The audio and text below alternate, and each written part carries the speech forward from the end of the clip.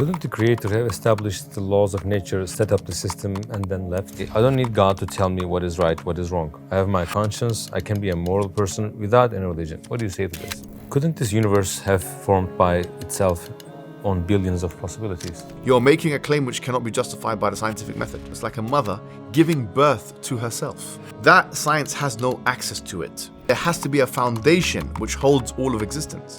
Otherwise, all of it would fall. There's no evidence to show that Islam inhibited science in that manner. And in fact, all the evidence shows the opposite. If your religion seemed to be contradicting science, what would you do?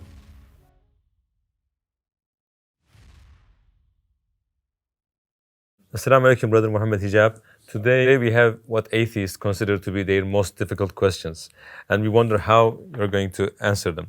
Atheist scientists say there's a reason, a cause for everything. Like the rain is caused by clouds, clouds by vaporization, and vaporization by condensation. The whole universe is operating by laws of nature.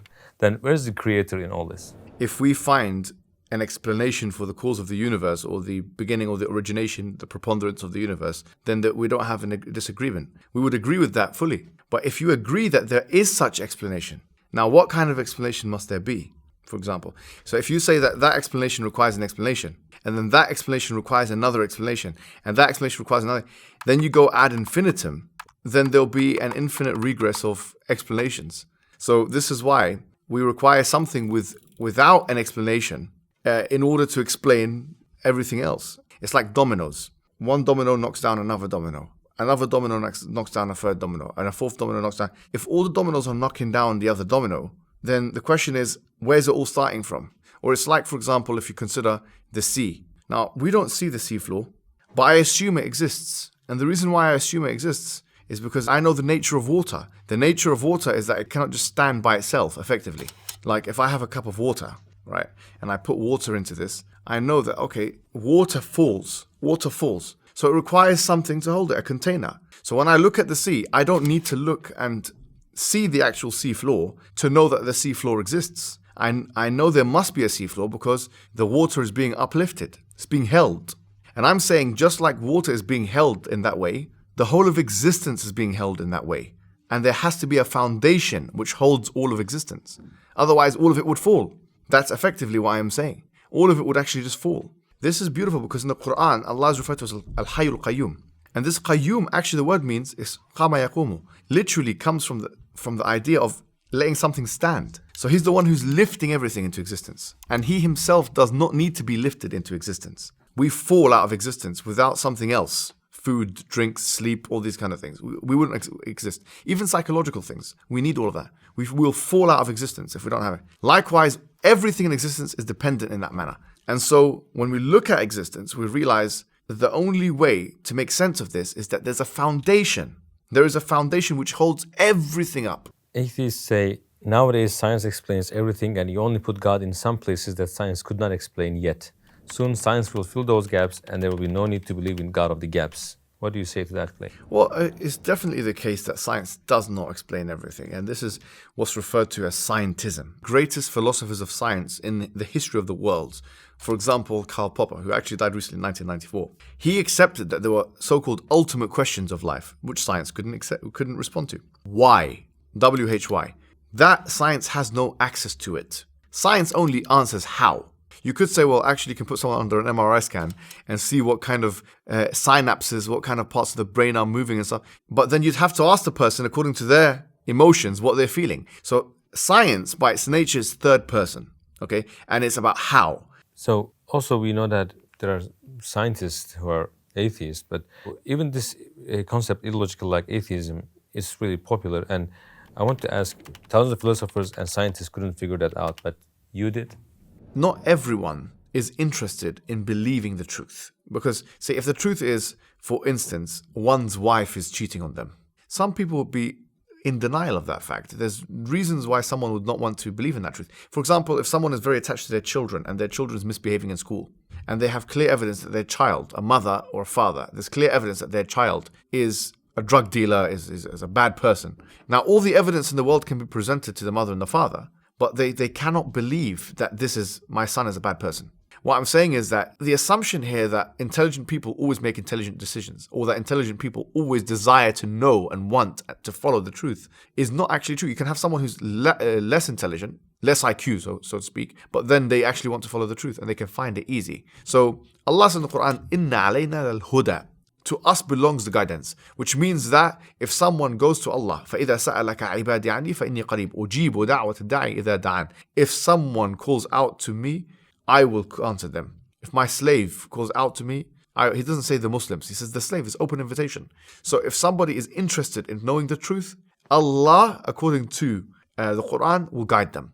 And on the flip side, the opposite is true as well. فَلَمَّا زَاغُوا أَزَاغَ اللَّهُ قُلُوبَهُم. When they went astray, Allah then made them go astray. Meaning, it's you that decided to go this way or that way. It's the interest in knowing the truth and following it, which is the point. And for psychological reasons, someone might not want to do that. Couldn't the Creator have established the laws of nature, set up the system, and then left from the equation? When we look at the sea, going back to the example, if we look at the sea and we look at the water continually staying in its shape and not falling, we continually assume that there's a sea floor. If I'm continually using my mobile phone and it's continually charging, I'm continually thinking that there's a continuous charging process. Likewise, the continued existence of all dependent things is evidence of the continued existence of the independent thing. It's possible, like Al-Ghazali gives this example and others, to create a house and die, and the house continues, and then I am dead. So the house is still there, but I'm dead. So in order for the house to continue being in existence, it requires materials, it requires bricks, it requires gravity, it requires all these environmental factors. And so the continued cause, which you can call the dependency of the house, is on all of these materials working together. If you get rid of the clay and that, for example, the thing that puts the clay together and the bricks and this and that, and then the house ceases to exist. And so we would say the continued existence of the house indicates as proof of the continued existence of that which the house is dependent on, which is the materials of the house. And likewise, the continued existence of humankind existence, dependent things, is evidence that there's something which is independent, which everything depends upon, and it depends upon nothing.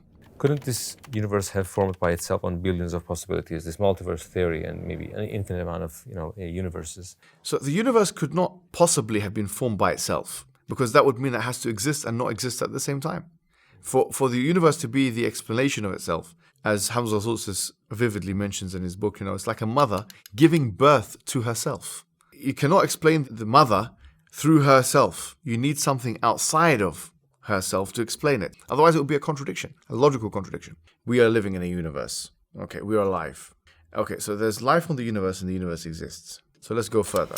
If I say that the universe is proportioned in a way to allow life to exist in the universe, this is something which is uncontroversial. No one can deny. Now, what is the best explanation for this? So let's do a thought experiment, or an exhaustive, what you call a disjuncture, looking at all the possibilities and see if it's possible. So possibility A is that it was like this randomly, that everything just came about out of chance. Okay. Now, what I respond to that is there an agent responsible for this process of chance, or there's no agent? Which means, is there someone, for example, rolling the dice, or there's no one rolling the dice, or something or someone? You say there's no one rolling the dice, it just happened from chance. So, okay, so what is this chance you're talking about? Is chance an actor or non-actor? Say no, it's a non-actor, because you cannot say it's an actor, because then you go into God now. It's a non-actor. How do you prove scientifically that randomness exists, or there's such a thing as chance? Can you put chance under a microscope? So chance is not something which is possible. The second thing is to say the universe is like that by necessity, which means it has to be like that. But why does it have to be like that? What about the universe is necessary when it is composed of different contingent things? Because we know the universe is made up of dependent things. So how could a collection of dependent things be necessary? There's nothing to explain why the universe is in a way that allows for different life forms to exist inside of it that you can provide. Either it's through knowledge or no knowledge. And we're saying the knowledge thesis is that which we use every day. When we see something organized in a manner to facilitate a function, we assume knowledge. The universe is organized in a manner to facilitate a function of life. There's no one that can say it's not. That's what it is.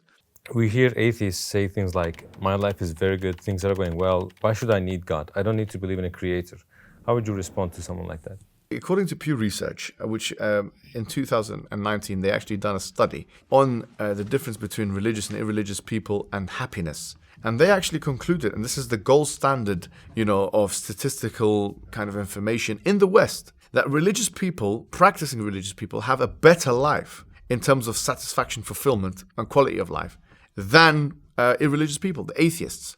There's no evidence that having an atheistic life makes you more content, makes you more satisfied, makes you more fulfilled. The second thing is that when you have no purpose of life and you have existential crisis and stuff like that, there's no world in which, that can lead to or mean, that you're going to be happier. When I had the conversation with Jordan Peterson, even, famous psychologist of the 21st century, and when I was speaking to him about this, and I explained to him that the Quran says that وَمَنْ أَعْرَضَ عَنْ ذِكْرِي فَإِنَّ لَهُ مَعِيشَةً ضَنْكًا وَنَحْشُرُهُ يَوْمَ الْقِيَامَةِ أَعْمَى, that whoever goes away from the remembrance of God, that he will have a depressed life. And I explained to him that on the flip side, Islam says أَلَا بِذِكْرِ اللَّهِ تَطْمَئِنُّ الْقُلُوبُ, that certainly with the remembrance of God do hearts find rest. He looked at me, and this is online, 6 million people have watched it on his channel, said that the reason why that is the case is because he agreed with it, and he said that the reason why that is the case because the focus is not multiplicitous, meaning one person does not focus on many different things at the same time. When you focus on one thing, it reduces anxiety and creates peace. And what better thing to think about and to focus on, and this is my embellishment here, than the creator of the universe and the purpose of life. Once that's established and it's rock solid, there's nothing better to create a sense of meaning in the human being, which will then give him the strength to live life in all its difficulties. Which is why the Prophet ﷺ said beautifully in a hadith, عَجَبًا لِأَمْرِ الْمُؤْمِنِ, that wondrous is the affair of the believer. إِنَّ أَمْرَهُ كُلَّهُ لَهُ خَيْرٌ, that all of his affair is good. إِنْ أَصَابَتْهُ سَرَّاء شَكَرٌ, if good things happen to him, he's thankful. When أَصَابَتْهُ ضَرَّاء صَبَرَ وَشَكَرٌ, if bad things happen to him, he is patient and thankful. And in fact, this sentiment became so powerful in psychology that Viktor Frankl, he explained that the thing which is creates that kind of level of satisfaction, fulfillment, quality, and removes anxiety is meaning itself. So all in all, having a deep meaning and purpose, and if that purpose is one and is central to your life, there's no way in which you can have that purpose and be depressed. Whereas being an atheist, which means, to put it in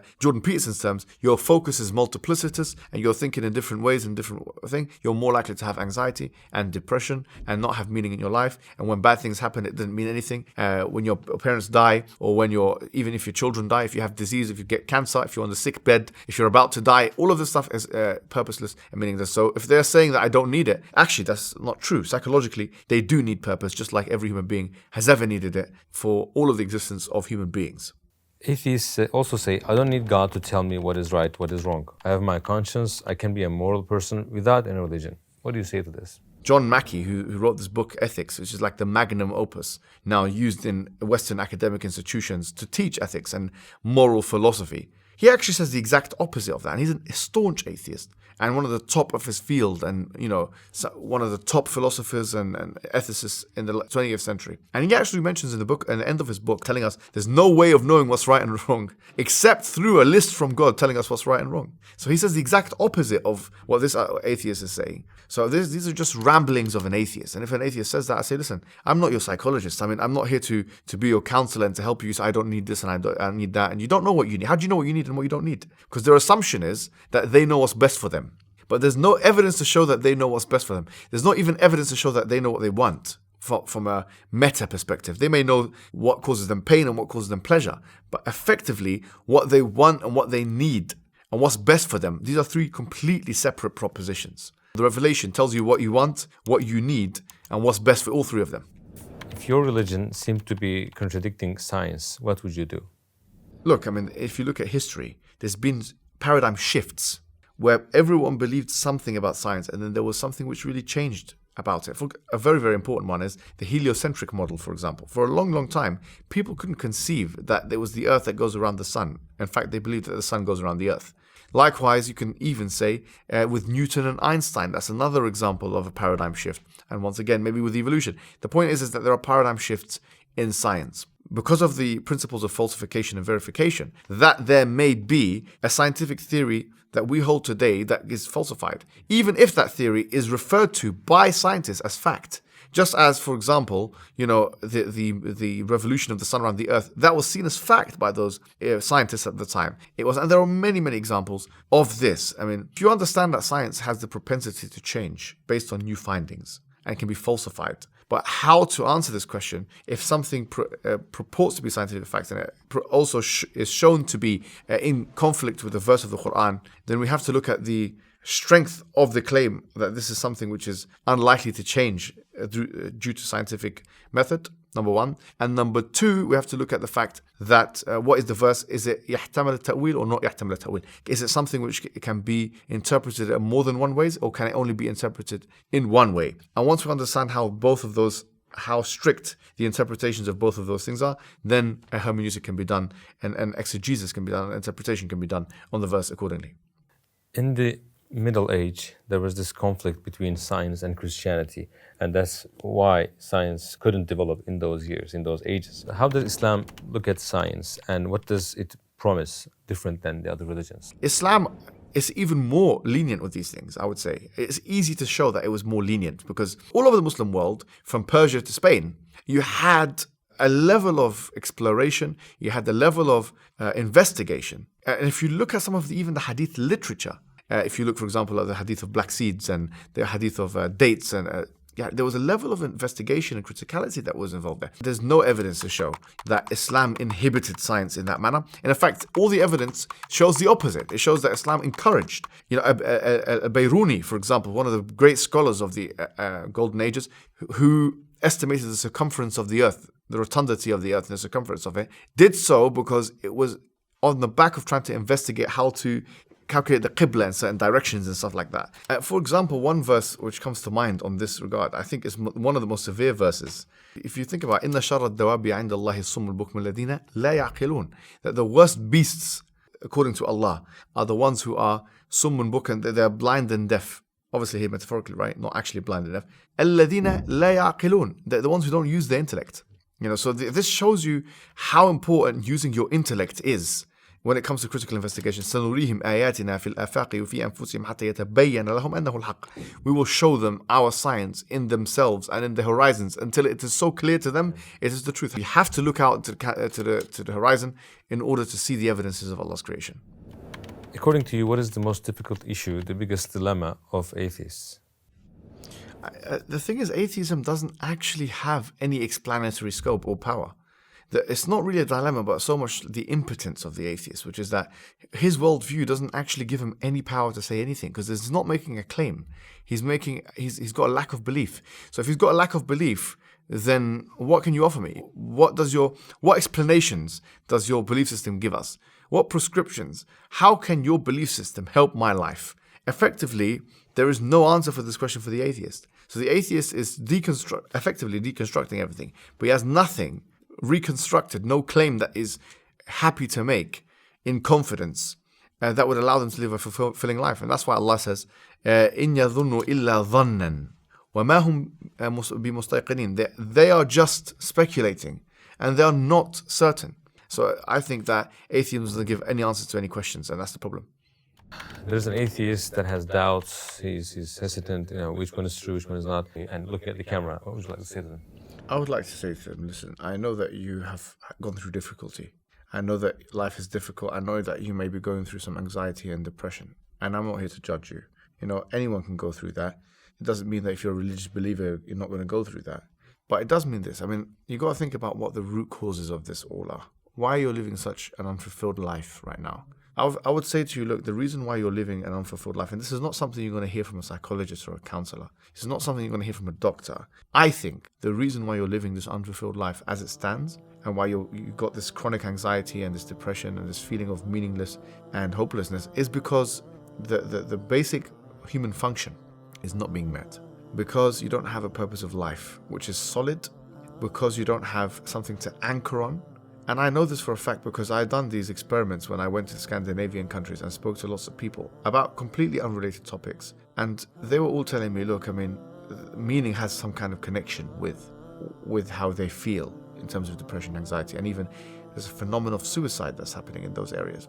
So what I'm saying to you is that to kind of remove yourself or to get better from that, you need to think about what the purpose of life is. And the purpose of life is the following. It's to do what everything else in nature is doing. And everything else in nature is submitting to that which brought its existence about. That's what everything else in nature, this cup here, this one, that one, even the inanimate objects, they are submitting to that which brought about its existence. So the first question is, you have to admit what brought about your existence, and think about that purpose of life, which is to do what everything else in nature is doing. Submit to that which brought about your existence. And then, and only then, could you be living a fulfilled, satisfied, good life, which will rid you from this chronic anxiety and this feeling of depression that you have.